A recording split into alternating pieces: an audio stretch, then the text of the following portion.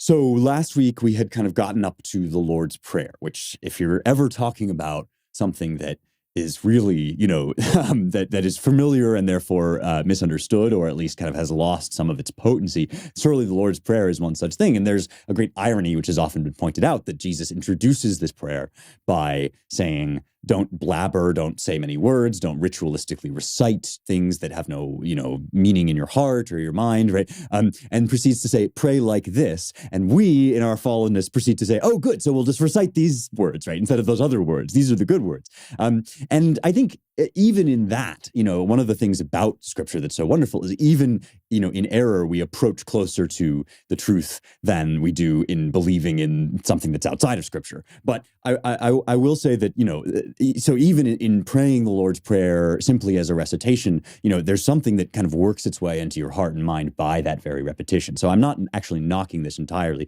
but there's a reason why our word pater, you probably know this, maybe you've heard it, our word pater comes from the Lord's Prayer, because the priests would stand up and say the pater noster, our Father, pater hemon, right? And that was so sort of readily recited and recited in Latin, in a language that not everybody understands, right? That it started to just become pater. It just became pater noster, pater noster. And that is kind of the irony of this prayer, which again, as I was expounding upon last week, has really kind of remarkable things to say about the nature of prayer itself, that in some sense, God's will for us and his rejoicing in us is constant, since how could God be anything but constant? And in the entire beatific vision, as Traherne argues, just consists in first and foremost an awareness of God as the Father who is in heaven, who is rejoicing, right? And then the alignment of the will with God's will leads out of God's rejoicing into rejoicing in the world, because it is God's will that the things which exist in the world should exist. That's why they exist.